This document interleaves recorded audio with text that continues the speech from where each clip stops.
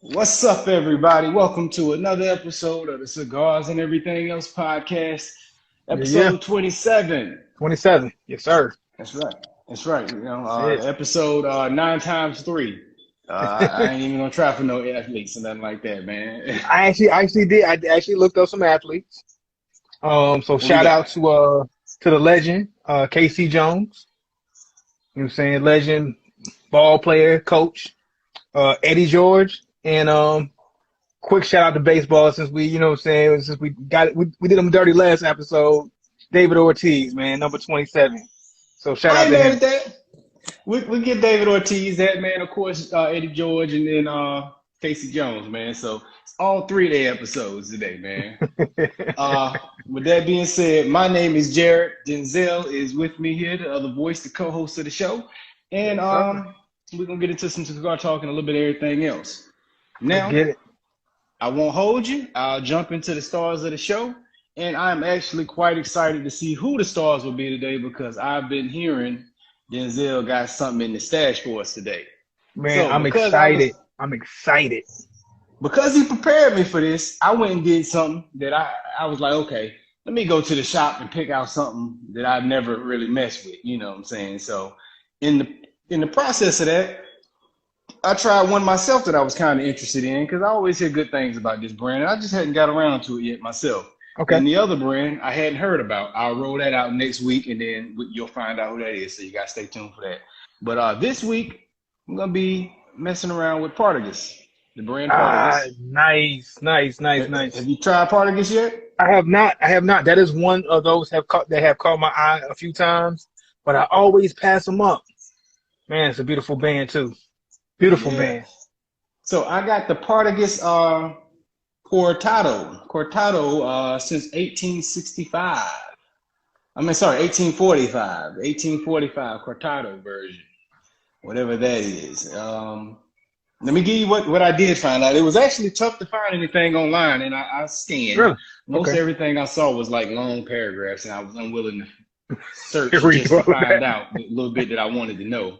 Yeah. But from what I gather, it's of Nicaraguan origin, and it's an Ecuador wrapper. So Okay. that's pretty much what I wanted to know, and And I said hopefully you that's go right from because I there. skimmed. Hopefully Yeah. that's right. But I mean, when it comes down to it, we like to figure out for ourselves what all the complexities of the cigar are anyway. So all the little nuances that and put into the cigar descriptions. We like to see it, but we like to go off our own take either way. So Yeah. that's So it's really all. probably best that they made paragraphs that I was unwilling to read. Right. All right. So, Here we go. The moment man, I've been waiting for. I've never been more excited to try a cigar than I am now. I've seen this brand.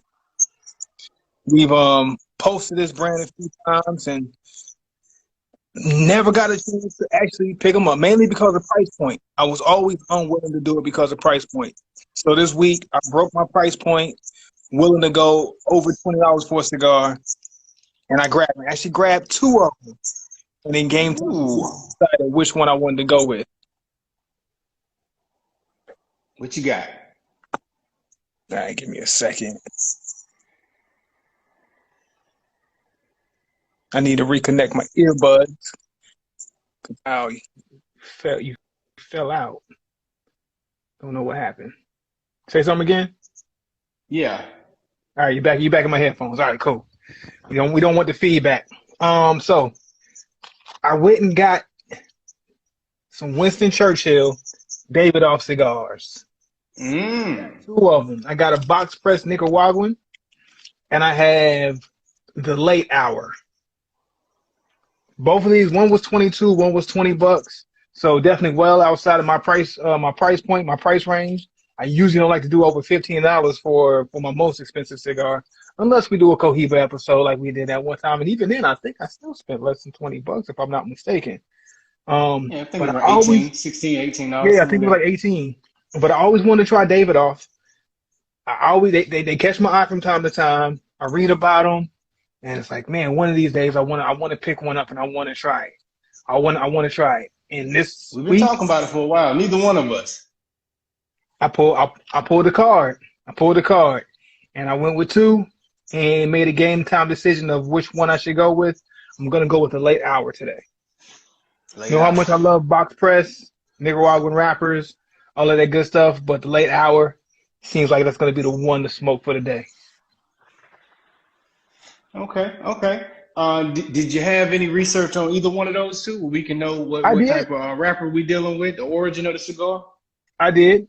And the box press Nicaraguan was a more of a spicier cigar, is from the description. So that's kind of what kind of steered me away. Like, if I want to try a spicy cigar, let me try that on my own time. Let me go with something a little bit more smooth and laid back. So the late hour is an Ecuadorian wrapper. Okay. Um, Pretty much a dark chocolate Maduro looking wrapper. You know Mm-hmm. how much we love those dark wrappers. So it's actually darker than the box press Nicaraguan wrapper. It's probably one of the darker wrappers I've seen. I don't know if you can tell if you can tell from what I'm showing here. So Right. it's a pretty dark wrapper. Um, based on based on the website, the Davidoff website, it's saying that it should have some flavors of wood, spice, dark sweet coffee, dark chocolate, vintage leather, all kind of combined in there. So I'm kind of interested to see how all of those little nuances are going to play out throughout the cigar. So it sounds like Okay. a really good cigar. Sounds like a good blend. Sounds like a good mix. And I'm willing to take the journey. Ready. I'm Hey, that's excited. dope, man. So that's good, man. We both went two routes. We're both excited for it. I'm excited. You know why I'm excited for my little Partagas is because I've always heard, shout out to Goat, man. I always hear Jordan say this is his favorite brand, Partagas. Really? So Really? yeah, Okay. so it's like, Man. let me see if I can go get me a chip today in life after I smoke this. You know what I mean? I'm pretty sure he smoked one before he won a chip and after he won a chip to celebrate, right? Right. One to Exactly. prepare and then one to celebrate. Now, with that being said, your price point was on this specific one that you're smoking today was 20 what? 22? 20, which one was it? Was One was 22 and one was 20. So I don't know which one is which right now, but okay. both over $20 when it comes down to it. So I still have my packaging for mine. Mine is $8.20 for this Partagas that I have. Mm, okay, okay. And you know, like Going when with a it comes punch down to today price, because that's all I could find this morning. Also, just to hey, acknowledge that. I'm right there with you. I'm on a punch There today. you go. But yeah, like we talked about before, $8 cigar. We found some really great cigars for $8. And that's why like I become a stickler when it comes to price point. It's like I don't feel the need to have to spend $20 plus, $25, $30 for a really good cigar, especially when I can find plenty that's in the $8, $10, $12 range. Right. You know what's interesting about that, man, is we're talking about it. I'm so willing to spend, you know, $10 to $20 on. This is basically the equivalent of going to the bar and buying, buying yourself, two drinks or so like that. You know what I'm saying? Yeah, yeah, And yeah, depending on yeah. what city you in. If you in Vegas, that's buying one beer. But depending on where you at, you know what I'm saying? It's the equivalent of doing that. But we so freely go and say, hey man, I'm about to go grab this. I'm about to go spend this on a stick easily. And I Yeah. don't flinch at it. I would actually go to the bar and if you had a $20 drink, I'd be like, what? But a $20 stick, I'd be like really heavily Yeah, considering that. Like, you know what I'm saying? yeah, yeah, Like, yeah, yeah, yeah, yeah. it's worth it for me. Yeah, I mean, like I start frowning upon a drink when it comes over, you know what I'm saying, 12, $13. Anything more than that, I'm like, nah, man, that's a bottle right there. All right. Ooh, okay, that's good. Yeah.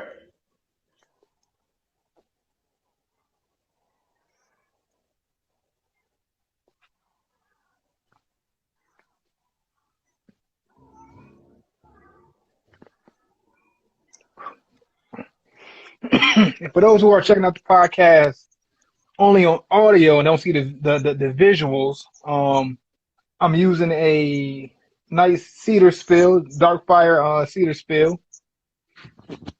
Give him a cigar a gentle welcome to its toasting.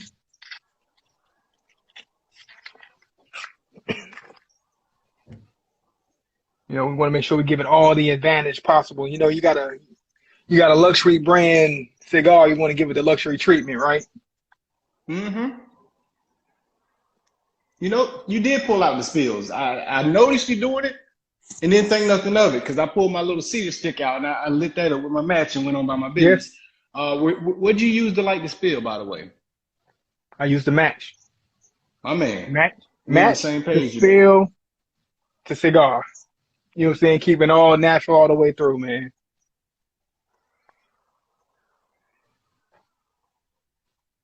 I did not get a good light going, but we'll get All there. I right. don't even want to use Yeah. another match for it. Right. I'm a little uneven. I might go back to the cedar spill just to get a little touch up on mine. But man, off the first couple of puffs, I'm getting luxury. Okay. I'm getting luxury. I'm getting I hate to say this already too soon. I'm getting S-Class vibes, man. S550 Mm, vibes. mm. I'm not gonna say Rolls Royce just yet. You know, hitting that speed bump nice and smooth. Right. But I'm gonna give it S550 vibes right now.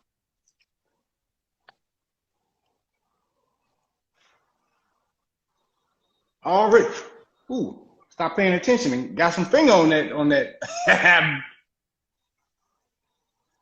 Burnt a little finger while I wasn't paying attention there. Man, okay, so I'm getting some a little bit of cocoa in the very beginning and some wood, so some woody notes with a little bit of cocoa. Not necessarily a dark chocolate just yet, but I can get a hint of that cocoa right now. Okay.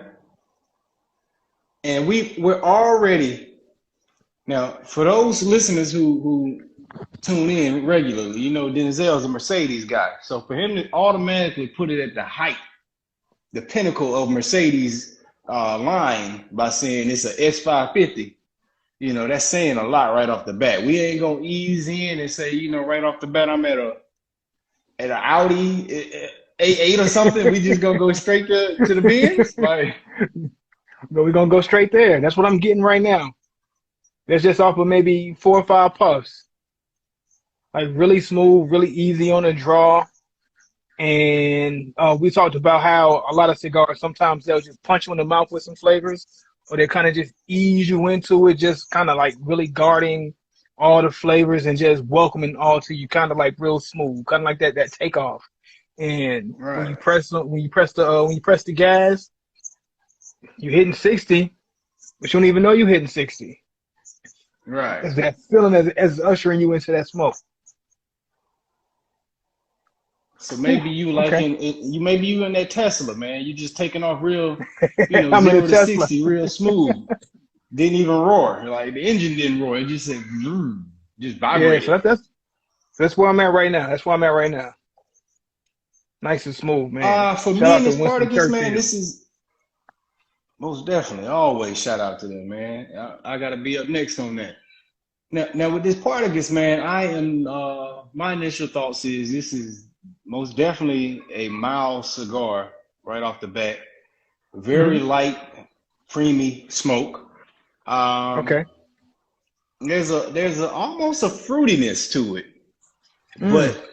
but very subtle. More so, the dominant thing that's coming through is like a kind of like a coffee espresso type taste is I coming like it. through. I like that. I like that. That's coming through is the dominant thing that I'm noticing. But it's very light and mild right now. Good morning smoke. You know what I'm saying? As Amen. of That, early on right now. and that's what you want. That's what you want. I'm gonna take that morning vibe smoke any time of the day. If it's perfect for a morning smoke, it's perfect any time for me.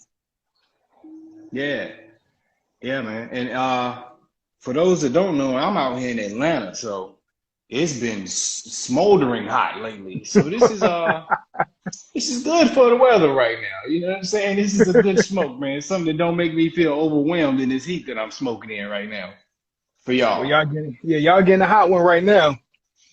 I mean, this is my first time in a long time being, I guess, not considered. Even though some areas will call where I'm at the South. To me, it's not the South, but Like relative to where Texas. you're coming from, yeah, it's not Texas, it's not Georgia, it's not Louisiana. I've lived in all of those areas, North Carolina. You know, I've lived in the South. You know what I'm saying? So to me, Right. Northern Virginia, DC area is not the South. Even though some will argue, you know, I guess people from New York will look at like this area as the South, Southern or whatnot. But It's really to running me, into that cutoff area. It's yeah, hard to say. it's Like that cutoff whatever you area. want to But claim. yeah, to me, it's definitely once you go past, I won't even say Richmond, Virginia, but yeah, definitely once you pass Richmond, Virginia, to me, you're not in the South anymore. And we're getting that good treatment of weather right now. I'm 70 degrees in the summertime right now. I'm wondering Right. where the heat at. I'm vibing. You know, it's interesting what you talk about that whole cutoff thing, man, is because like you get people like the Virginia celebrities, right? Like, you Hmm. know, Pharrell and the Clips and them guys, you know, a lot of Yeah. them, maybe because of the era they came up in, but they played that northern thing a little more, you know what I'm saying? And Hmm. probably because they had to do that. But then you get like an Iverson who's seems more like a southern dude, you know what I'm saying? Yeah. Like as far as just how he talks and stuff, but Michael Vick. Yeah, Michael Vick to me, he seems more Michael like a Vick Southern like a guy. country boy, you know what I'm saying? Like Yeah. so it's really in that it depends. Like I done met people from Virginia that accents go either way, either or. You know what I'm saying? So Yeah. it's kind of like, it's a weird area, man. Hmm. But like you say, I guess Northern Virginia versus Southern Virginia kind of makes a Yeah. difference because it Yeah. literally is that cutoff area Yeah. where like Two things was hours. Yeah. shaky 2 hours from in Philly. early Yeah. 2 hours America from in that Philly. area 3 hours too. from New But York. Yeah. So like it's really like really in that teeter spot. It can really go. North Carolina is really is like that in my opinion in a lot of areas depending on where you're at. come on, as far as the people or the Yeah. actual, Yeah. From my experience, you know, I didn't really. Well, I guess I was military, so I always told you about my experience when it came to meeting you and all our college friends. I really didn't know too many Southern people, and to me, when I met y'all were like the most Southern people I ever met. I'm like, man, country is to get, y'all huh? country, man, where this come from? You know, from the part of North Carolina I know. You know,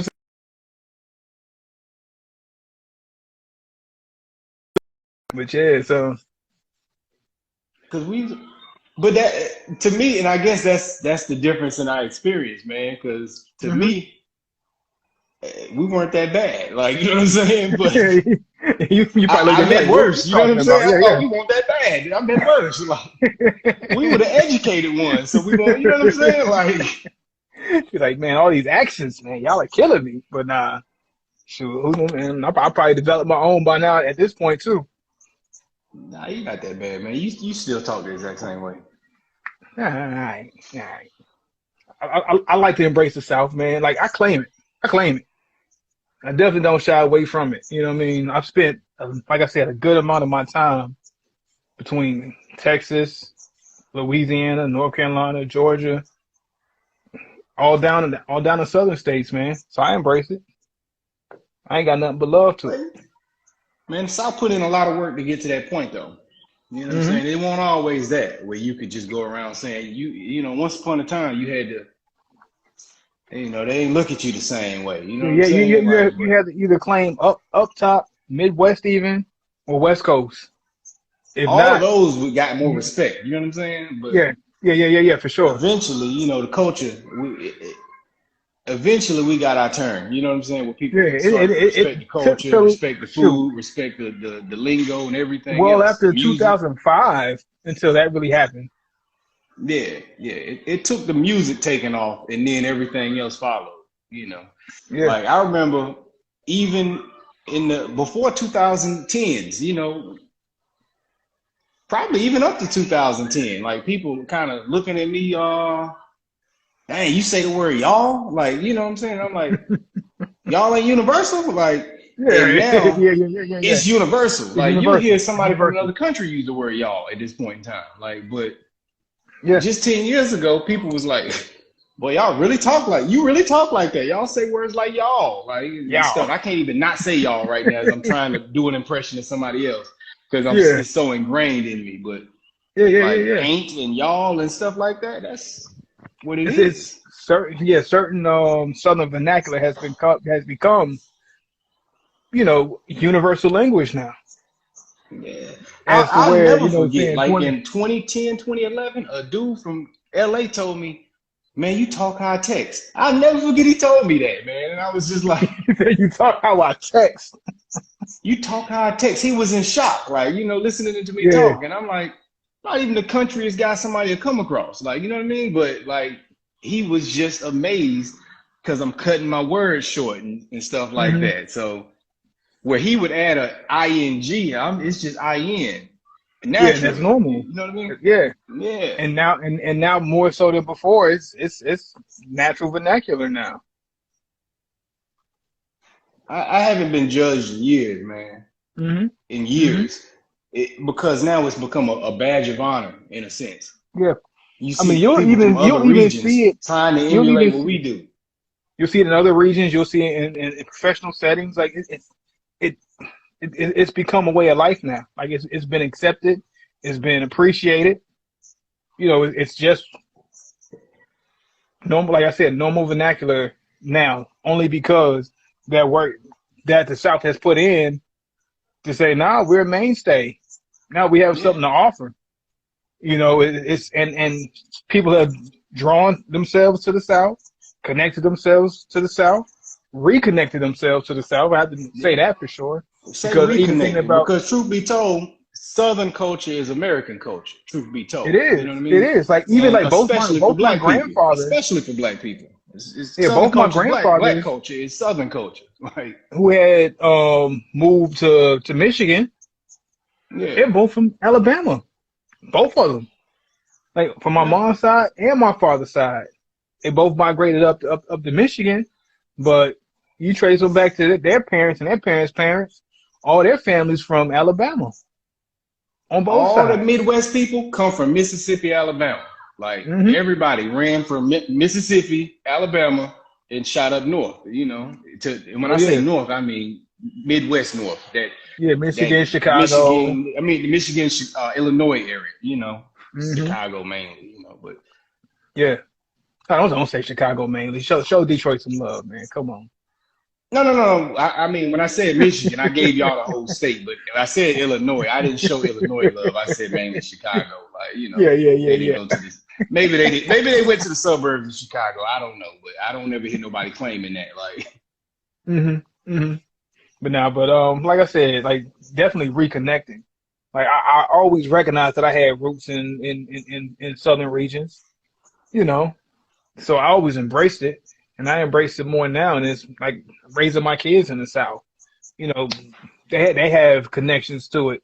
I got my connections to it. So it's like, how can I not? Why would I not? yeah, right.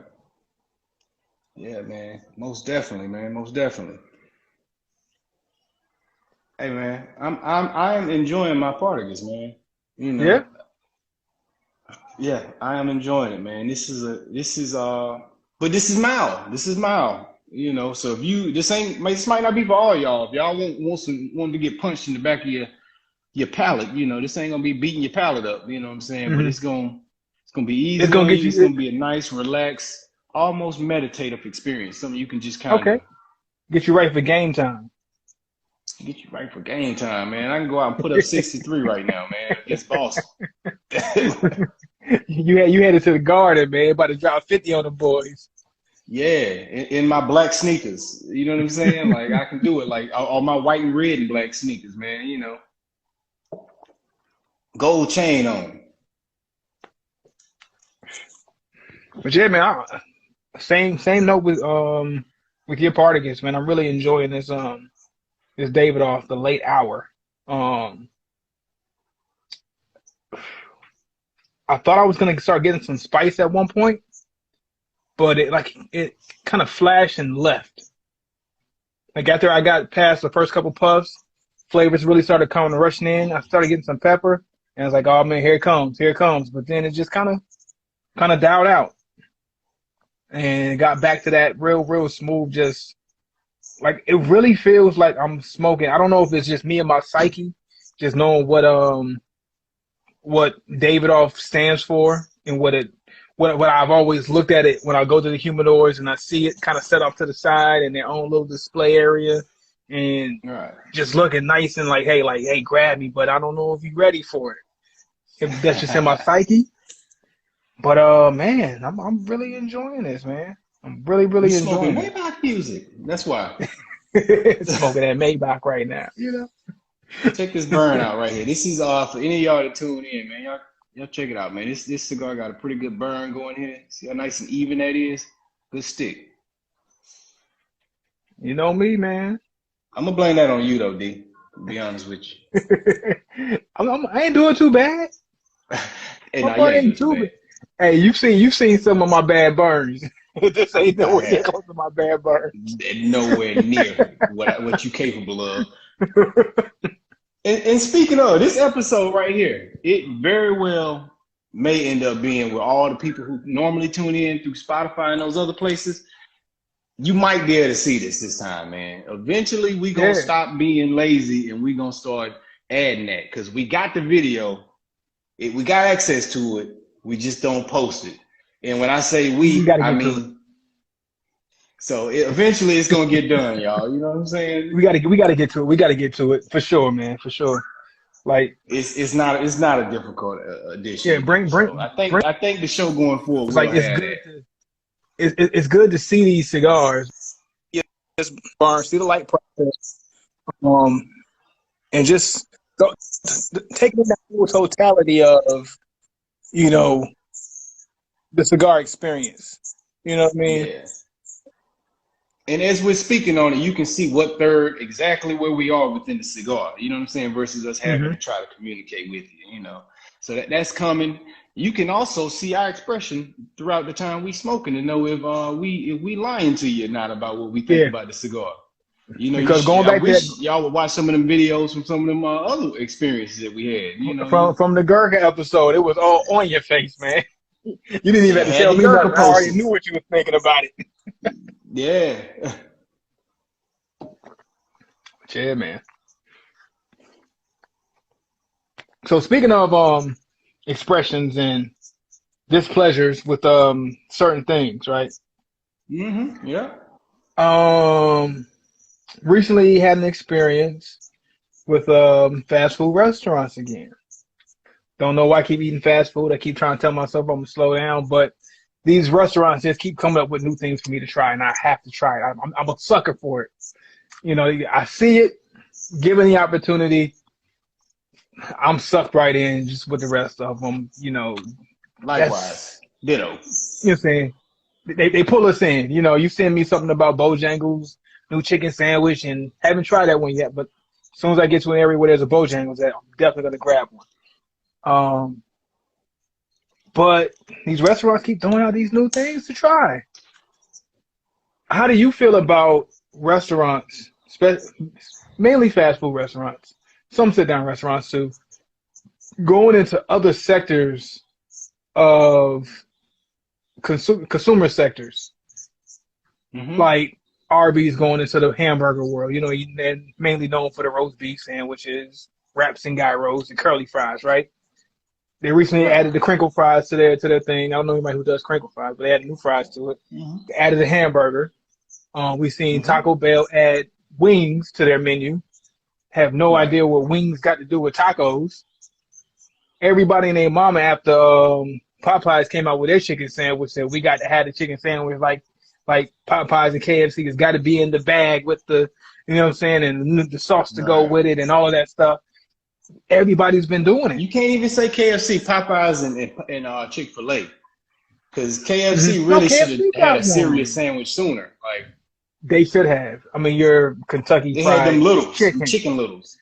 Yeah, they did have a little chicken. They had a little chicken sandwich, little small ones. But everybody's in that game. McDonald's got one. Burger King got one. You tried one recently. Bojangles got one. Popeyes got one. Of course, Chick-fil-A was the master of it. Everybody's doing it. I wouldn't be shocked if Taco Bell come out with a chicken sandwich at some point. You Right. know what I'm saying? They already did wings. Like, so, like, to me, what gives? Why do these restaurants feel like they have to jump into each other one's sector and space? If I had to guess, I would say shock value. You know, we're in a time where Shock shock value. value is important. You know what I'm saying? You can become the president of the United States if you have enough shock value. You know what I'm Shock saying? So, value. Yeah, yeah, you got a good point. yeah. So I'd have to guess that. Some brands, it's a natural progression. You know what I Hmm. mean? Like, I'm not mad at Arby's naturally progressing to a hamburger, and it makes sense in a somewhat of a way, even though it is a different type of meat. Still, Hmm. Arby's is the meats. You know what I'm saying? So Yeah. it is what it is with that. I'm not too mad at that. Of course, you know the chicken sandwiches. You know, you get a KFC rebranding a new chicken sandwich makes sense.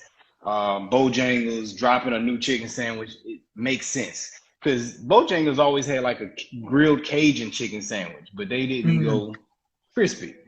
They Yeah. should have been did it. I don't, but They they been played follow the leader instead. You know what I'm saying? But it is still a natural progression, so I'm not mad at it. they could have had Uh, all Popeyes hype if they would have did it mhm, first. They could have had all the exactly. Popeyes hype. So with the Maybe not. companies where I it's a don't natural know. I don't progression, know. I'm cool with that. Taco Bell Popeyes don't got make more. sense. Popeyes got more of the urban community than Bojangles does. I don't know. They do, but that a lot of that could have to do with just you know, locations. You know what I mean? Yeah, yeah. Because You're churches gonna got find more of the more. urban market too. But Good point. Good who point. likes Good churches point. over? I mean, with somebody like churches over Bojangles, but I wouldn't take it over Bojangles. You know what I'm saying? Like, It depends on how much you're trying to spend.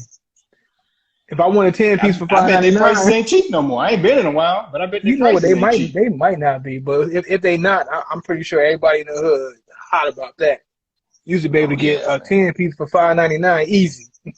Right, and one of them biscuits. Now the biscuits be hitting though. You know what I'm saying? Now, they might not know more. Keep in mind, I ain't had no churches in probably nearing a decade at this point in time. Right. You know what I'm saying? But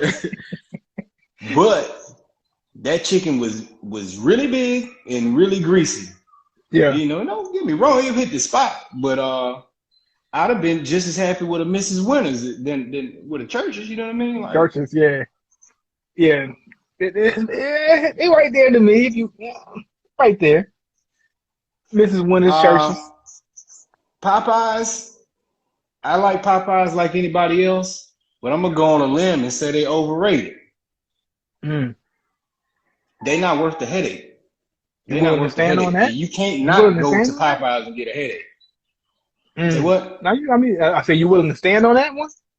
I'm gonna stand on it just off the strength that they not worth the problems that they present. I'm sick of giving them my money. Like the chicken ain't that good where I want to sit in that line for 20 minutes and it's only one person in front of me, and then you got Yeah. an attitude with me. It ain't that good. Like you know what I'm saying? Like All so right. it's So now overrated in that sense. if you had to have chicken, Popeyes is there, line wrapped around the corner.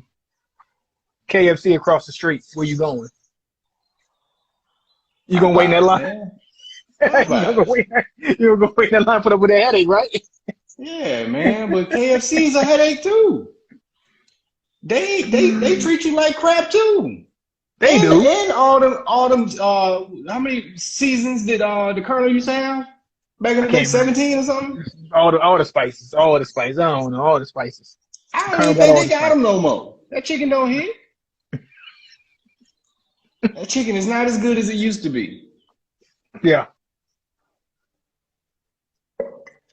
Now you right. Now you What right. about you? What's your take on Popeyes? I done took a dump on Popeyes, but any company I that ain't ride with got no Popeyes. customer service, I don't want to give my money. McDonald's same stand for them, man. But here's the They thing: like Popeyes to me. if I'm going to a fast food restaurant, I'm not going there for the customers. I'm not. I mean, granted, I don't want to be rushed at the drive-through. I can't stand that. That's one of my biggest pet peeves. Like, I'm trying to sit here and get my order together. I got a family of 4 or 5 or whatever, and I'm trying to figure out where everybody wants to eat. and I'm getting rushed at the window. All right, man, come on now, Right. come on now. But I'm not really going there for the customer service. I'm not going there for a clean establishment. You can have a C rating for all I care. Just give me the fast food so we can roll out and do what we got to do. If I get sick, I get sick. If I don't, I don't. That's the price I pay and the chance I take. So I'm gonna ride with Popeyes over KFC though. See, I can't agree with you when it comes to that though, man. I respect my money more than to just give it to somebody who don't respect the fact that I'm giving them money. Yeah, but I can You know what I'm saying? understand. Like, You know what I'm saying? Like even I though I will have, sabotage your business one person at a time eventually. Like, you know what I'm saying? Like, I know you think life goes on, but eventually when enough people get on board with what I'm saying, like, all Mhm. right, I'm not spending money with you no more, your location ain't gonna be there. And like employees don't have enough foresight to realize that you need me. Like, you know what I'm Yeah, saying? But I mean, and that's true. And like I'm not completely you know what I'm saying, trying to shut down your idea, your thought, mainly because of this, the fact that the prices of the food has gone up. Like the prices of the food is almost comparable to a sit down restaurant. yeah, It's yeah. almost the same. You know what I'm saying? Man, I I can can't go, go to a burger spot and spend under $30 for me, my yeah, wife, and my 5-year-old and my 1-year-old. Like, yeah. so So you spending money. So I can understand it by from that aspect. It's the fact that you're spending a good amount of money. You're not going in with a $10 bill and feeding four people anymore, like you used right. to 20 years ago. You know, if you want to spend money on four people, yeah, you're gonna have to bring a 50 spot. You know what I'm saying? You want to bring a couple 20s to the game. Yeah, at least two You know what I'm twenties saying? for fast food. Like For fast food. if your But car is before, full, like if you got 4 people in your car, no matter what age they are, that's gonna run you 30 plus. Like yeah. So I get that. So I get that with the idea of it being fast food. Okay, yeah, I don't expect great customer service and the best establishment, but for the money I'm spending compared to a restaurant, I'm gonna sit down. It's a nice establishment. I'm getting waited on and great customer service. If I'm spending pretty much the same amount of money, yeah, I get that. I understand where you're coming from. Me personally, I don't expect it, but I can see somebody with your perspective would have because well, the amount of money is comparable to somewhere else you can go and get a hot meal, but fresh, and get waited on. let me clarify this. I'm not saying everybody gotta be Chick-fil-A standard of customer Hmm. service, but be pleasant to me. Don't Yeah. treat me like I'm your baby daddy and I'm giving you problems in the drive-through line right now. And I'm more pleasant than you are to me. Like, you know what I'm saying? Yeah. Meet my energy. If I'm like, hey, how you doing? May I have one moment, please? Tell me when you ready to take your order. Like, what? What do you say? I don't want to deal with that. Like, you know what I'm Right. saying? It's like, you know what? Never mind. We Yeah, out, man. mom. We go somewhere else. I'm just gonna drive off. You good? I'm done. Like we went to a restaurant the other day, and this is a sit-down restaurant, and they were like, "Yeah, it's gonna be an hour and 45 to 2 hour wait." And it was like one other family sitting at the little chair over there waiting. You know what I'm saying? And my wife Hmm. was like, "What they say? How long they say it was gonna be?" Said it was gonna be an hour 45, 2 hours. She was like, "Hold on, let's go talk to him and find out what's going on with that." I'm like, "Nah, let's not." Because the moment you tell me that, you telling me you don't want my money, even if you lying to me. Cool, you Hmm. get your way. I'm not gonna beg you to give you my money. Like, you know what I'm saying? Like, Yeah. so even if you was lying about it, it's really a 10-minute wait, and you go tell the next family 10 minutes. Cool, you're not getting my money. Like, you already made it clear you don't want it. And Yeah. and when somebody talks to me with that tone, you made it clear you don't want my money or you don't respect it. Like, I'm not about to beg you to give me, because I know what's gonna happen when I get to that drive-through window. You're gonna hand me the wrong order. It's gonna be sloppy. My sandwich is gonna be a mess and just sloppily put together, and I'm Yeah. not gonna finish the food because it's just gonna be disgusting. Cold fries, too much salt on it. It's just wrong drink. You're gonna charge me too much because you charged me for an extra something I didn't pay for. Like, you know what I'm saying? Like, Yeah. I don't. Nah, I'm cool. When I once you get those vibes, like, all right, I'm out. All right, I'm gonna head The out. writing's on the wall of what to expect. I have enough experience in ratchetness to know this ain't gonna work out for me. Yeah, but you know what's crazy though? Like me, even if I get all of that, I'd rather just take it and keep riding on. Maybe because I don't feel like whether I patronize the spot or not is gonna change anything. So I'll just take it and just, all right, whatever. Chalk it up as a Hate your loss meal a lot of afterwards. times. And hate my meal afterwards. Maybe I might not go back and say, okay, I'd rather go down a little bit down the street now. But I ain't gonna. They got it. That's pretty much how I am. I'd be like, they got it. They I got don't it. want to risk it. You You may gonna give not me get that sorry my burger business with going sauce forward. all running out the edge into the wrapper, and it's just going, Well, nah. because when it comes down to it, I'm still want to eat afterwards. when it comes down to it, I'm gonna be like, well, I didn't really need it, or did I really, really want it anyway, or am I getting it just because that's a quick option, just so I can make sure I'm good to go? 9 times out of 10, I really didn't want it anyway, unless I do go out my way, like when I go get that Chick-fil-A, not Chick-fil-A, but Bojangles chicken sandwich. I am going out my way to get it. So by the time I get there, I want it to be right. But 9 times out of 10, if I'm hitting a fast food restaurant, I really don't want it anyway. You're just taking on the chin just to Mm-hmm. be able to make a turd later. Yeah, I'm not. I ain't with it, bro. Like, I've probably been exactly where you at before, but today I'm not with it, man. Because I'm becoming that old cranky dude that's looking at these kids like there's something wrong with them, man. Like, you know, I went to a Wendy's one time and the dude leaned out the window and started like dancing at me, like looking me in the eye. This dude, like, and he was bopping, and we looking at the window with each other, and my family's in the car. You look stupid, homie. Take my card and stop dancing in front of me. Like, you know what I'm saying? Like, what are we doing? Like, what do you think? Yeah. What do you think I'm doing? I'm with my wife and my children. Why are you playing with me, kid? Like, take my money. Like, playing with my money, playing with my food, you playing with my time. I'm almost 40. This don't look cool to me. Like, you look stupid. Like, yo, isn't it crazy how perspectives are changing though?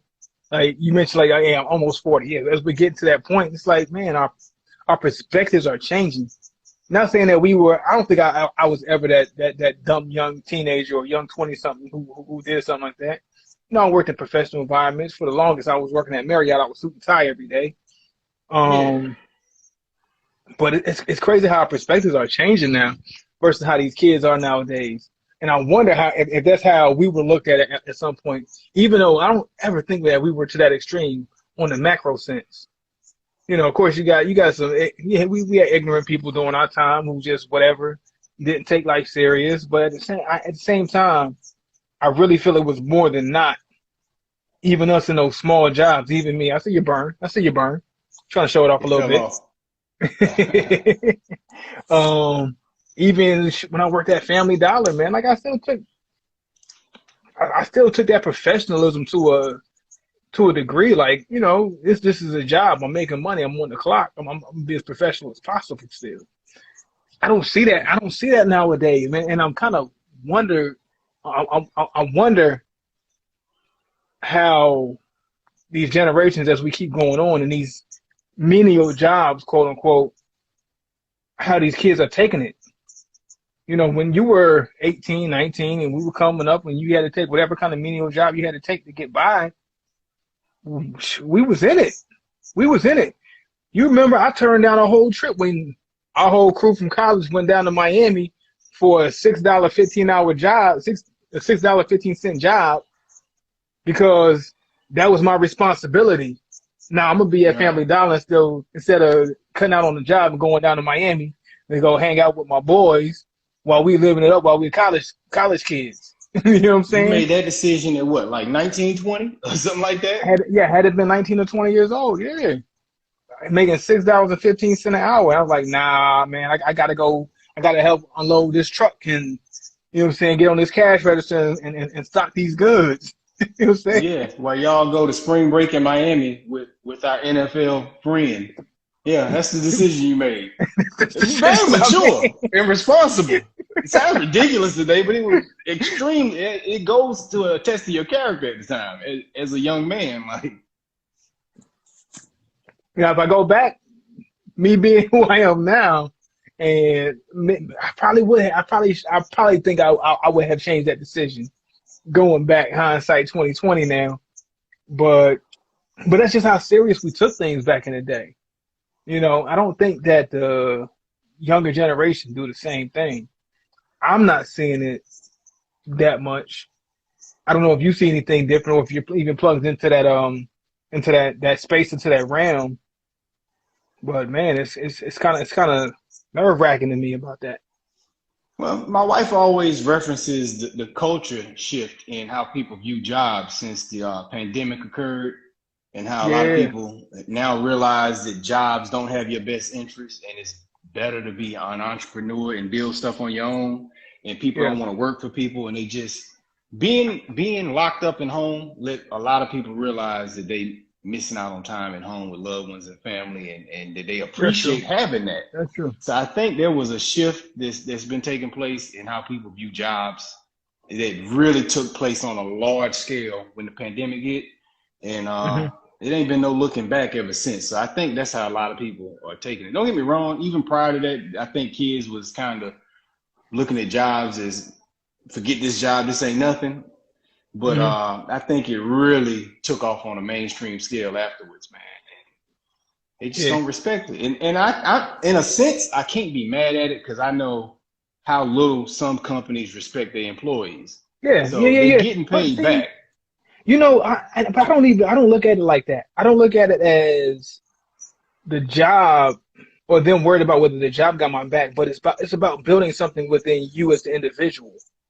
You know, That's what I look at it as also. I don't work for I do good work for me, but a lot of yeah. that comes from what was probably instilled in our generation. You know what I'm Like, saying? do It you ain't see about the kids like job. in your neighborhood? Do you see kids coming around with rakes saying, hey, Mister, can I rake your yard?" Like we were Yeah. doing back in the day. I used to go around my neighborhoods with a rake, knocking on doors, asking, "Can I rake their yards in the fall time?" Hey, I want to rake. I want to make some money. Can I rake your yard? People ain't knocking down my door. My grass would be grown to the kneecaps, and not one person knock on my door ask me, hey, sir, can I cut your grass? Maybe it's just because, like, you know, when springtime hit, I'm busy. I'm not gonna worry about getting to the grass. But and I can't remember the last time I got a knock on my door. You know, especially as the weather broke and things are starting to bloom again, and it's grass cutting season. But I got a knock on my door with somebody, some kid, 15 years old, 16 years old, 12 years old, asking, "Hey, sir, can I cut your grass for $20?" That's probably Where's parenting, that? man. That's Where's probably that? parenting. But back in the Parents day, don't we let was their all kids talk to about that. strangers no more, man. You know, everybody True, worried their true, kid gonna true. get raped. So they don't really allow that stuff no more, man. Like, No, that is true. and That it's a is fair true. concern, you know what I'm saying? But you know, Yeah. No, and then it we ain't would the have actually. community that it used to be. You know what I'm saying? We don't It's have not. the It's not. lack of It's fear not. for our community that we have today. You know what I'm saying? It's Like not. we're a lot more scared as a whole of community. Now, and now, and you're absolutely right about that, man. My son, he asked me to go. Where's these apartment complex, like not even a mile away from where I live. And he had asked me, "Hey, can I go to my friend's apartment complexes?" And I'm sitting there like, um, I gotta think about it. I gave him that. When we were coming up, You to we bite was that or walked roaming. it. We was roaming. You know what I'm saying? Like the my parents had no idea 90% of the time where we were at. They just knew that we made it home by a certain time. They hey, look, you want to eat? You come home at this time, or you ain't getting no food. Then they're gonna be put up, and guess what? You ain't eating. We made it home, went back out, made it home back by curfew or whatever. But now I don't even want my kids to go a half a mile up the street And that was pre cell phone time. pre cell phone time, where you couldn't get in touch with anybody. You know what I'm Unless I was saying? at somebody's Minutes house. notice. You know what I'm saying? And you were at your house. Yeah, And your kids and could your go. Like, you know what I'm saying? and your Miles parents on had your to bike. know. Your parents had to know that person's address to look in the white pages to find a number or have their number or whatever in their little Rolodex. You know what I'm saying? I'll call the operator. You could have called the Or call the operator back operator. then too. Yeah, Yeah, true. True. What are white pages? right. It's a website now. But Is it even? They still got the it's a white pages website. website. It's a website, yeah. I wouldn't have known. Who even uses the website? Why would I need that? Like, because you gotta probably pay for a subscription to get the information anyway at this point. It Yeah. used to be free. Like, What are white pages? What are yellow pages? When was the last time you seen one? in a TV show that was making fun of it, like, Man, which just takes me but to so something. go What's ahead. up? Now you go No, ahead. Go ahead. I just was making to the point, man, that the times is different, man. So that's probably why you ain't having people do that, which cuts into some of the kids' ambitions. You know what I'm saying? Like, ambitions are gonna change with those type of culture changes. You know what I'm saying? Certain ideas and stuff is gonna change. Maybe Which kids which is which equally as ambitious, but they just not gonna be able to show it because they doing everything on a tablet instead of versus getting in the streets and not doing not labor. even. Well, I don't know about your experiences, but me personally, from my experiences, are they as ambitious? I can't say yes or I can't say no, really. Um, Only because when I look at ambition and I look at the need to get something done or the need to gain information, when the information is literally right under their thumb, and they're still asking you for the information, when all you got to do is thumb something in, not even thumb something. You can, hey Siri, You what just is talking. this? And you can sit in your bed and just talk it. I need to know this information for this college application or scholarship or whatever it is, or I need to write a paper and I need to look something up. I don't know if it's the lack of ambition or the lack of know how to find information, but I've seen it. My daughter, like, hey, look, you're trying to get into college. This is when she was trying to go to college. I'm like, I remember when we were trying to get into college, I had to wait till my dad came home from work, wait till he got done with his computer. Hey, ask my dad, hey, can I get into this? Look up something real quick so I can figure out how to do this college application or find this college or do this or figure out this scholarship thing. Or if I had a report to do, had to go down to the library, look through all of these books, or pick up an Encyclopedia Britannica, figure out where my information is in that. Yeah. That's ambition. If you asking me, like the way that we had to find our information and seek out our information and actually get it accomplished, Yeah. shows me that Or we write had an an actual ambition. physical letter, send it off somewhere, and wait on a response so you can fill out the forms they mail back to you. Like, But and my then daughter's wait another literally, month for a response. yeah, my daughter's literally asked me for information. I said, hey, look, did you look this up? Click, click, click, click, click. Here's the information you were looking for. How long did that take me? 10 and a half seconds. Where's the ambition? You know what I'm saying? Mm-hmm. Where's the ambition? You need a scholarship. You need a job.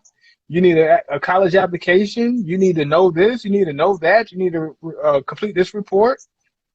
Everything's right underneath your fingers. So how much ambition does it really take? And do you really have ambition if it takes that if it takes that much little effort to actually gather the information and you still come up goose egg on the information?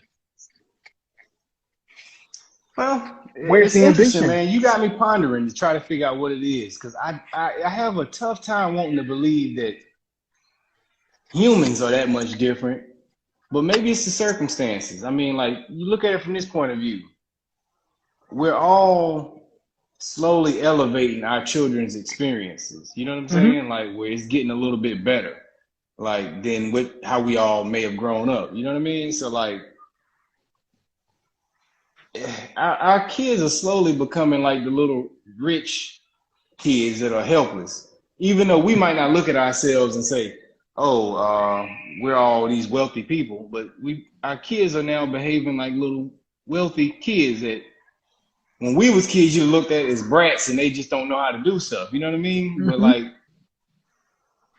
their experience is so much different and easy. Like, you know what I mean? Like that they can't help but almost be that in a sense. Like, so me growing up, I started my father took me out and had me in a tobacco field at 11 doing work with him because he would work his full-time job, and on the weekends he would go pick prime tobacco for some side money, and he would force me to go. When I was 13, I had my first official job where I was getting paid to detail cars at 13. So I've been nonstop from 13 on working because I wanted to have some money because I wanted to be able to buy nicer clothes than what my parents was giving me. You know what I'm saying? So Yeah. I would work from that point forward. But now we're at a stage where we're probably in better places in life than maybe our parents were, and we can just afford to get our kids the stuff they want versus them having to go out to go get it. So it takes something away from them in a sense. You know what I'm saying? Like they just that's my only guess I can come up with. You know what I'm saying? It's not that they're incapable, but their thought process is different because their upbringing is different. You know what I mean? Like, no, I get but that. maybe I'm wrong with that. That's me. That's me No. trying to play devil's advocate for this generation. You're right. You're right there. But still, I don't understand the disconnect of if you need to know information, why are you having a hard time trying to find this information when information is so easy to go get? Where's your ambition? The information is easy. You want to invest, the information is easy. You want to get an LLC, the information is easy. You want to apply for a job, you can sit in your bed and apply for 10 jobs if you wanted to. But when we were coming up, if we wanted to apply for a job, we had to walk or ride a bike or get some bummer rides to this place, to this place, this place, go in and fill out a paper application. Man, when they came out with applications on a computer, oh, you got a kiosk, the application kiosk over here? Oh, that was a thumbs up to me. Bet I'm a tick all the information in. I'm gonna type it up real quick. Yeah. Not even that. That's too much that for them. You can have on your phone and you can quick apply. Yeah. You know what I'm saying? Like my resume's in, they got all my history in there. They can just input it. You don't have. I was gonna say, like, you don't even have to re-enter your information for each job you apply for. Yeah. You know what I mean? So yeah, we give them a lot of luxuries that we might not have had coming up. But then even with those luxuries, like the ambition shouldn't have changed. Like if you have ambition, you have ambition. You remember my first job in college? I created that job. Yeah. You know what I'm saying? Not to pat myself on the back and be like, go me or whatever, but my first job when we were in college, I created the job. There was no job that had me, which for listeners who don't know, I taught at a bunch of different elementary schools. It was a joint venture with the YMCA and United Way. And I went around the whole city of Greensboro, North Carolina, trying to figure out how I can teach martial arts and what avenue I could. And it clicked for me to go to a YMCA and put together some kind of program to pitch to somebody who I had never met. And they bought into it, took it up to another person. They took it up and they took it to the United Way. And the United Way thumbed up and said, yo, this is a great program. Yeah, we'll back you. And then they plugged me with 5 to 6 different elementary schools throughout a couple of years that plugged me in to go into these classes, or not classes, but these schools as an outreach instructor to teach martial arts. I created a job. You know what I'm saying? Like, that's what ambition is to me. Even if I would have went to, say, Family Dollar, when I went to Family Dollar and worked at Family Dollar and applied for the job. Granted, we had a friend who's a manager and he plugged me into that one. But say if I would have went there and looking for that job, that shows a little bit of ambition. But the fact that I created a job prior to that one, that just, like, to me, that speaks to that says what ambition is. You know, I went out and created a job, and I had to actually physically go from spot to spot and talk to the person. And was I 19 years old at the time? Yeah, I'm 19. You know what I mean? And I got a 20-year-old who can't figure out their left shoe and right shoe. So what is your take on it? And I gave my take. What is your take on Don't know. I have no take. I just don't know what it is. It boggles my mind to know that you have so much information in front of you, but it's like a mental block that, oh, I didn't think to say this to Siri. I got you. I got you. So check this out. All you have to do is just say it to Siri. Look, and real quick, saying it to Siri is really some futuristic stuff too, if you think about it, man. Like as a kid, we could have never imagined that. You mean I can just talk and something's gonna answer me with the questions? Anything I ask? That's amazing if you think about it. But off subject though. But back to what I was gonna say. What you said is key though. You said with so much information out there, a lot of information is overwhelming. Maybe that. Okay. I get that to you. I do get that to you. You're right. I can liken it to say music. I remember when I finally jumped back into the digital world with music. I didn't know where to begin. Mainly because there were so many options available. And with so many options, I didn't know what to do. I was lost. So yeah, with so much information overload, yeah, that could be a thing. That could be a thing. Right. But here's where the ambition kicks in. The ambition kicks in to say, okay, there's information overload. Let me try to separate this information, organize this information, and figure out what my specific goal is. Okay, does it take a little bit of a thought process and some time, a day or two, to sit back and reflect on it? Yeah, but guess what? When I was going around from job or place to place looking to create this job, it took days to weeks to months to put it all together. When somebody's looking to go get a job, it takes days to weeks to go out and fill out all these applications. So to sit back and even though there's information overload, there's a lot of information out there, how long does it really take to sit down and say, okay, let me organize this information, particular to what I want to accomplish, right, and start mapping out a way to make it happen? Yeah. I mean, I can argue with you there. I mean, because that is the truth. That does separate having ambition from non-ambition, is being able to overcome information overload. Yeah. Like you not have no ambition. Anytime I get into something new, it's information overload. It's like, oh Lord. And I feel like it takes longer today to get some stuff done, because it's like, okay, now I got to figure out what's good information and what's just somebody trying to make $1 off of me. You know what I'm saying? Yeah. What applies to what I'm doing. But I still find a way to get it done. You know what I'm saying? But yeah, I also have core values in to fall back on. Like, you know what I'm saying? From another time where it's like, okay, I can push through this. Like, maybe this generation just don't have that instilled where they can have something else to fall back on when that information overload gets into play. And maybe that's us grumpy old men. Our job, I guess, to equip our youth with it. You know, I don't know how to equip somebody with it though. I don't even know how it was equipped me, other than out of necessity, almost like I don't either. But you know, I think we do have to get away from that stigma. Like think about the even back in the day, each generation, grandparent, parent, or whatever, always has that story of how tough things were to them. They had to walk 20 miles in the snow uphill to school, and then they had to walk 20 inches of snow uphill back home. Like, how you walking uphill both ways? You know what I'm saying? And it's kind of that idea that we have with them too. Oh, I had to go through this and I had to do that. We're getting there. We're becoming those people again. Yeah. Just like in the old days where our grandparents and parents had X, Y, and Z to get to from point A to point B. But still, we want to kind of find a way to give that information up as far as how to navigate.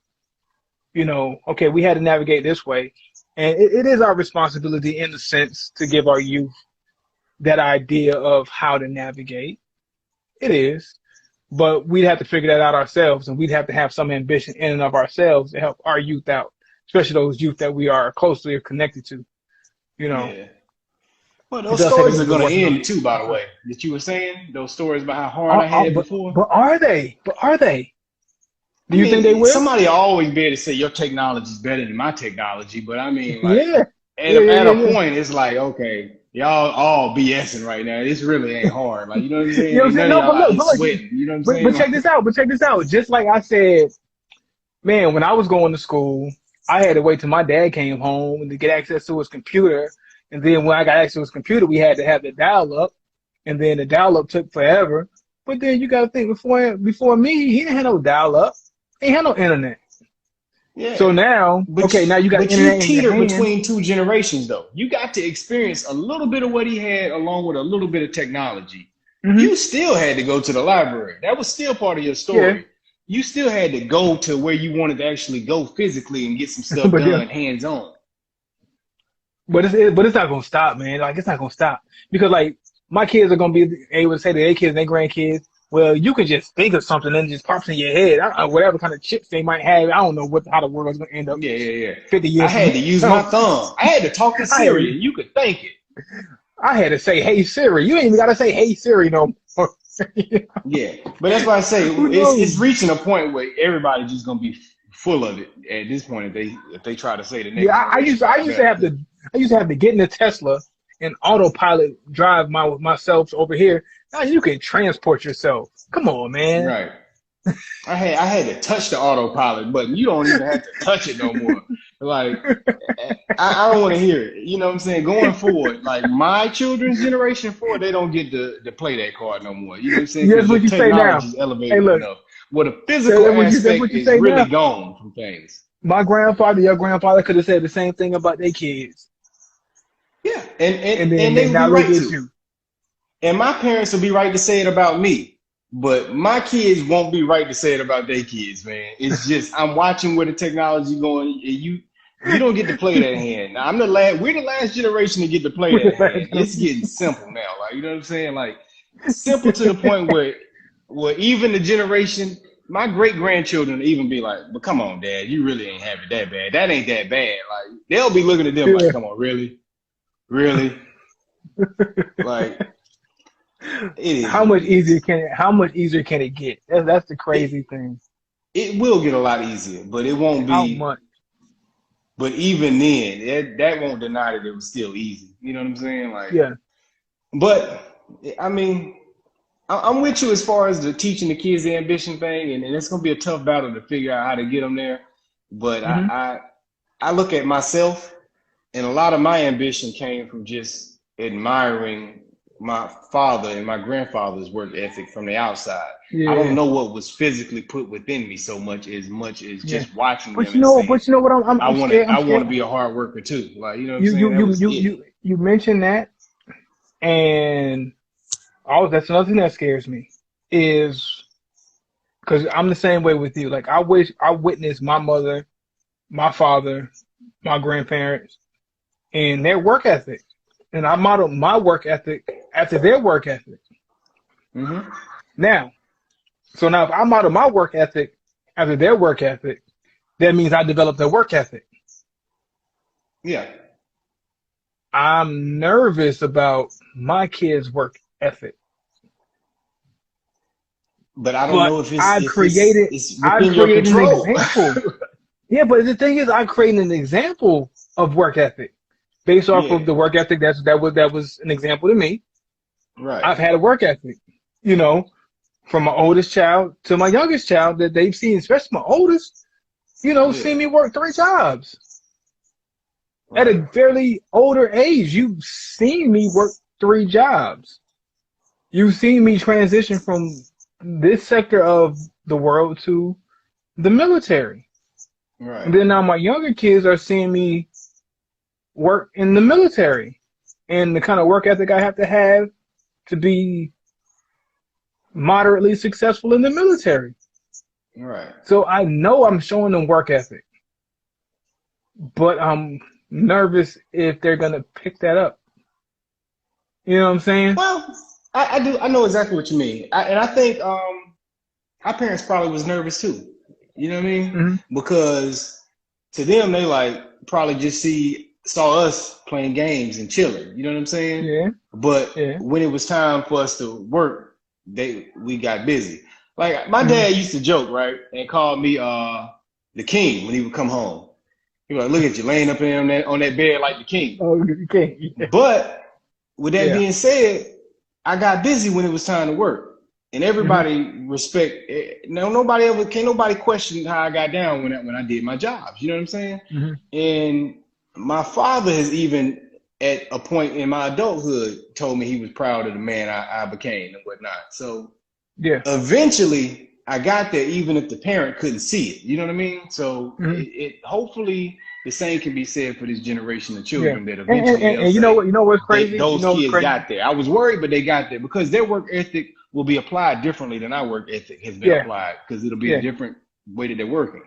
And you know what's crazy? You know what's crazy? I'm gonna say this. I never even talked about this with you before. On side notes, is I never felt like my parents, and even though they showed up to my graduation, especially my father, and then my older brothers, you know, being the youngest of three boys, and even now, like I still even feel like just recently I was with them at my niece's graduation, um when they talked about certain things that I hadn't even gotten respect on a certain level when it came to work ethic of being a hard worker until 30 years old when I joined the military. I don't feel Right, like I got validated or stamped approved until I joined the military. And you know what I went through prior to the military, right, you know, and that was crazy like that. So maybe it could be a block from us. Um, that they could have something in them, possibly, that right, I'm not recognizing, and that's gonna take I guess a piece of me to step back and try to recognize what's in my children because I know what was done to me from my perspective. I'm not can't speak from their perspective. I'm speaking right, purely on my perspective, but I don't really feel like my work ethic was validated until I went through the military right. at 30 years old. After all I did in my 20s, you know what I'm saying? I get it, man. But to that point, I mean, it could be the same thing. We're all looking for a certain thing, Hmm. and just because it's different doesn't mean it's not equal. So you know True, what I'm saying? true, There will come a true. time where maybe what they're doing differently will be of equal effort. It's just not going to be applied the same way we apply things. You know what I mean? Yeah. But time will tell. Who knows? Time will tell. Time will tell. That's the only thing that I can say, or with some solidification say, is just that time will tell. I just have to sit back.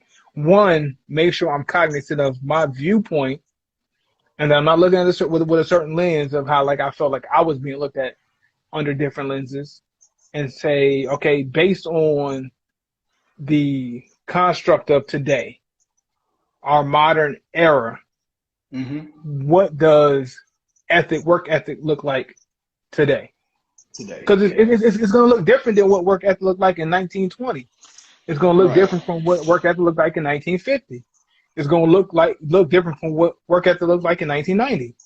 right, Going forward in the future, what work ethic looks like in 2030 is going to look vastly different from 2010. right. So I get that. Yeah, it I most get that. definitely will, and it doesn't mean that they're not applying themselves and giving their best. Look, example for those who don't know, I do voice work on the side. Hmm. I did. I had a job I had to do the other day. I did it on Thursday. I was exhausted afterwards. Who would ever think that's exhausting? Like I had to Exhausting. go Yeah. to bed early. I was physically and mentally tired afterwards. You know what I'm Right. saying?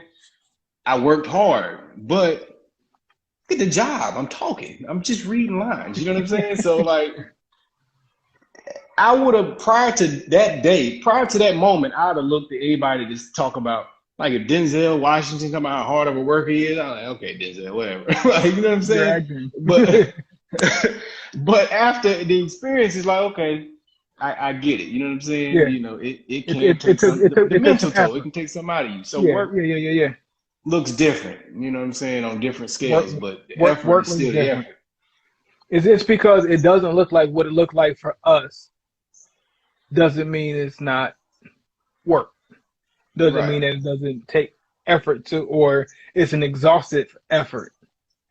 right, right, right. I guess that just takes a shift of mentality, man. I got to work on that because I'm not there Yeah, yet. I'm man, not we there all yet. do.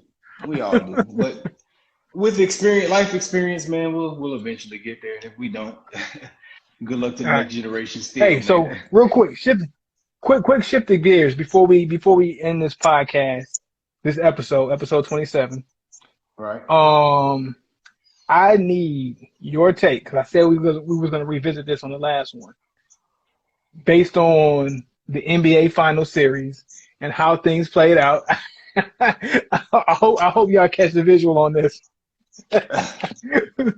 On where Steph Curry, provided how the finals turned out, where he would place in all-time greats. You opening I a need bottle of your worms, take. man. We I gotta need close your this episode out, man. Opening a bottle of worms. Hey, look, take. I will I gotta know stand now. It's on fresh. I will stand on my comments from last episode without going into it. We can use this as a cliffhanger and pick up next week on it. But he's top 15. Top 15. A lot of people are saying he's top 10. I don't know who comes out the top 10 for him, to be fair. You know what I Okay, mean? Like, because that top quickly 10 list remind, is firm. You know what I'm saying? quickly Like, you're remind doing me. somebody wrong to take somebody out to put him in. It is very, very wrong. Like I said, but that conversation is gonna have to be had. We're gonna have to pull some names to the door and say, hey, y'all need to come over to this table real quick. We gotta figure out who's in and who's out. Now, does he get in and you come out, or do you stay in and he stays out? From my That's a tough perspective, that's a tough from my conversation. perspective, the You names already said, that he could replace would be Tim Duncan or Kobe Bryant, and I'm not really willing to take either out. ooh, wow, He can't take Tim's spot, not in my book. Can't take Tim's spot. great, So great, maybe he can have greatest Kobe, power but he forward of can't all have time. Tim. The thing I would say about Tim is he is probably the greatest power forward. So it's hard to take somebody out who's number one in their position out of a top Right. 10. Kobe's Yeah. not the greatest It's number only two. five positions. He's not the greatest two guard. So, but Tim is the greatest four. He is. Yeah. I don't have anybody to put over. Not Kevin Garnett, not Barkley. I don't have anybody to put over Tim as a number four. But Career double-double, came in the league, got him a chip first year, changed that whole franchise, led that whole franchise till he was done. after Greatest power forward, career double-double player once again, like and did it with nothing but fundamentals, man. He got his rings. he got it. That He got man four of them. He got deserves four of them, right? position. I Yeah, think he got four. He got four. yeah. So he's I tied with can't. I Steph. can't. I can't take him out, man. He's submitted until another power forward come around and take his spot. He got it. So You know what I'm saying? remind us real quick. Remind our listeners, viewers, where was Steph prior to these NBA finals? You had him top 30, top 20, 25? I said he could be top 30 just by getting to the finals. He's officially top 30. He get a ring, he was gonna be in the top 15. Which means top 30 anywhere between 20 and 30. Not yet in the Uh, teens for you. yeah. Between 20 and 30 is where I had him. Now But you move he's definitely between 11 and 15. If you want to put him in that 10 spot, I'm only letting Kobe come out. So y'all can, yeah. I don't argue want to amongst take Kobe yourselves. out for him, but y'all can take Kobe out for him. Argue amongst yourselves on that one. You say what? To argue amongst yourselves. Yeah, argue amongst yourselves if you want to bring him out for Kobe. That don't feel comfortable to me. Not just because Kobe passed, but just I don't feel comfortable doing that. You know what I'm saying? Kobe Like, was a monster. Yeah, Kobe was a monster. He was a monster. I don't know for certain that Bron is really that much better than Kobe. You know what I'm saying? So like, let alone and Bron is, I don't mind putting him at number 2. So it's hard for me to say put Steph over him, man. You know what I'm saying? You know, and I know a lot of people who share that same sentiment. The only reason I would, not saying the only reason, but one of the reasons I would put Kobe or put LeBron above Kobe is mainly because of impact on the game. Impact and Kobe, consistency. Impact and consistency. Kobe did not have the same, like you said, consistency. nor did he have the same impact on the immediately. game culture that LeBron had. You can't take that away from the man. You can't take that away from the man. Now, minus all of that, and if you're just going off straight optics and what the game looks like and performance, okay, now you got an argument. Kobe, LeBron, but Right. LeBron just gets that notch because of cultural impact on the game. And And Bron then, came in and like you said, immediately your changed. consistency. Changed Yeah, his team, his franchise. He came in season one and took a losing team and yeah. made them a playoff Which team. was not the Kobe same for took like Kobe. 6 years to get in the starting lineup. You know what I'm saying? Like, Yeah, well, I'm not 6 years. exaggerating, Come on. but it took like four years to get in the starting Yeah, lineup. You know about what I'm four. saying? Yeah. It was until like what 1999. He came in '96 till 1999 to really jump in. So he had like a good 3 year cushion buffer before he was actually placed in that spotlight. Because before then it was MJ, it was Jordan, and Right, then Iverson was making a splash before Kobe really got or became the guy, became the man. right. And it also took for Shaq to join the Lakers for him to actually be able to be that guy too. You know, you got one of the most dominating centers in the league to come along before he's, you know what I'm saying, can actually play his role the way he played his role, which frees up a lot of space when you got a juggernaut like that down low. You know what I'm saying? So it took Shaq for Kobe to be Kobe initially. But But look, man, yeah. let's not keep. I didn't want to get too Hmm. on these cigars, man. Let's rate them and get out of here, Okay. man. So Okay. for Okay. me on this Partagas, straight dub, man. You know what I'm saying? Hey, man, I need to get I'd take a box of these. You know what I'm saying? This would work well You for take me. a box. I Ooh. would take a box. You know what I'm saying? It would be a good Father's Day gift. You know what I'm saying? Because it's my type of smoke on any given day. So for me, I I got rate to this grab one. Partagas Cortado 1845. I'll give it a good 4.6, man. You know what I'm saying?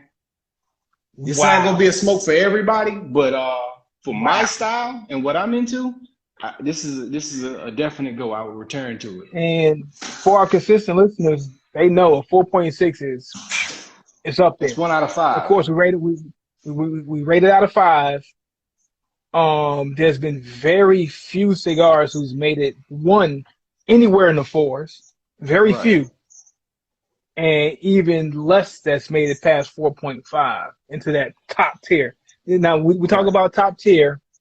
When I talk about top tier, I'm talking about anywhere between a 4.5 to 5.0. Right. That's reserved for our Cohibas. Right. That's reserved for our leaguers. I don't know if you want to change your score just yet. Nah, It's I reserved don't for want our to change it because leaguers. I enjoyed my experience with it. Towards the end, I did Okay. get some spice, but it was such a mild cigar that the spice was still mellow, smooth. The creamy smoke Nice. covered it Nice. up. It blended Nice. well. It had that like I say, that little coffee vibe going. Nice morning cigar. A little bit of sweetness to it, but very subtle. You know what I'm saying? Yeah. I don't even want to call And it when it sweet, but comes, it was just well done, nice yeah. soft creamy smoke, Okay. man, and it was good, man. A good cigar. And you know when it comes down to cigars, it's all about that vibe, man. It's all Right. about that vibe. How does your cigar hit that vibe point? And I think we need to add that to a lot of our mainstays. And when we talk about cigars that are great, how does it complement your vibe?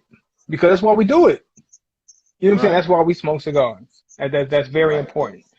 So I'm Right. I'm That's blown why I away. I'm enjoyed blown it. away. You didn't see me put it down too often. Like, you know what I'm saying? No, Like, no. It's a consistent puffer, right? right. So yeah. So that wows me. Like you actually floored me with that one. So now I got to definitely grab a part of this at some point. And for those who are on our Instagram, you would definitely see the particular cigar, the cigar itself, the band, so you'll know how to recognize it whenever you see it in the humidors. So it's definitely a grab. I'm gonna look for it. I'm gonna pay attention to the cigar that you smoked. I'm gonna grab one similar to it, if not the same one. And I want to see for myself, man. Right. I want to see for myself. All right. So for my Davidoff, um, the late hour, almost in the same boat. You see where I'm at with the cigar, right? I'm hitting that final third, and it's rare for us to get to a final third in our show. You know, our shows are usually an hour, hour and a half, and I'm hitting that final third, and this is a definite great smoke. It was great from the beginning. Introduced some spice early on, like I said, but quickly got I guess not necessarily swallowed up, but complemented by a variety of other flavors that kind of just mix well with the smoke, which allowed that spice to kind of dial back a little bit. We want to get a little bit of spice.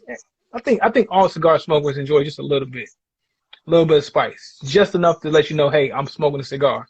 Right. But then it's how it handles it. You know, those leather tones, we welcome it, but of course it's how it's handled.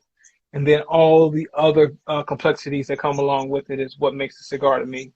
And that's what made the cigar was the boldness of the other complexities, which are welcoming to me, like those woody notes, the the dark chocolate. I definitely got some dark chocolate in there. The cocoa early on, and then the way it ushered me into my smoke is everything I look for in a smoke. Like when I smoke a cigar and I get ushered into it, you bring me into your journey. That's everything to me. That's what my fathers do for me. That's what the Liga does for me. That's what the Cohiba does for me. And Davidoff, definitely no slouch when it comes to that. Welcome me with open arms to the smoke. Like I said, S550 off the rip. But am I gonna give it a 4.5 or up? I am. Okay. I'm gonna give it a 4.5 on the nose. On the nose. Okay. Just inched in. Top tier cigar. I'm gonna reserve if it's better to see how it finishes, and maybe I'll mention it on our next podcast as I finish this stick. But as it stands, going into the final third, yeah, 4.5, 4.5 solid. Great smoke. I would recommend it 10 times out of 10. Okay. So mine was at a price point of $8.20. I really enjoyed it. My 4.6 does not mean that my cigar was better than his 4.5. Once again, Mm-hmm. this is a matter of our preference and what I enjoy in a cigar and look for, and how it was able to provide me that once again in a lighter, mild cigar. You know what I'm Yeah, saying? For what it's and I'm worth. also going to say That my cigar is. 4.5. Go ahead. I was going to say my cigar is a bold cigar too. So yours was a light mild. Mine was a light body smoke, so it wasn't heavy on the smoke, in my opinion. Well, I say medium, not light, but medium, a medium body smoke. But as far as the complexities of it, and like it was more of a bold taste. All the Right. flavors of it are bold. But how it handles the bold flavors was really good, really Right. good. And for a lot of cigar smokers, that's probably might be your preference. What he just had his cigar. You know what I'm saying? So that score, don't let it be indicative of what you might want in a cigar. You know what I'm saying? It might Yeah, actually technically be a better cigar, but per what I enjoy, I might have had a little better experience. You know what I'm saying? So, yeah, you know, yeah. was it worth the price point in the $20 range? I'm gonna say yeah. I'm gonna say yeah. Okay. I would not hesitate if I'm feeling it. If I'm feeling it, and I say I want this smoke again. I want what this cigar brought to the table again. I would not hesitate to spend 20. Same with the Cohibas. I wouldn't hesitate to spend $18 for plus, of course, for a Cohiba because we know Cohibas can fly as far as the Right. price points. But the Cohiba that we smoked, $18 for that one. I wouldn't hesitate to do it again. This 20 and up, I wouldn't hesitate to do it again. I wouldn't. Okay. Cool. Hey, there you have it then, man. That is episode 27 right there, man. Eddie George, man. Casey Jones, and what's my boy? Big Papa, is that David what you Ortiz, said? Big Papi, David There Ortiz, you man. go. Hey, man. That's the end of the episode. We appreciate y'all tuning in today for the Cigars and Everything Else podcast. Join us next week. We'll be back. Be back, cigars up. Yes, sir.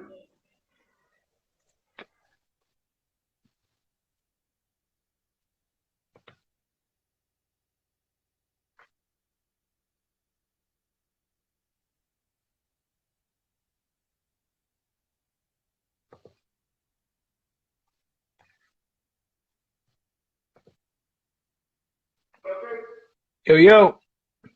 Yo, yeah, brother, drop that in the box for me, okay? All right, I'm doing it. Doing it now.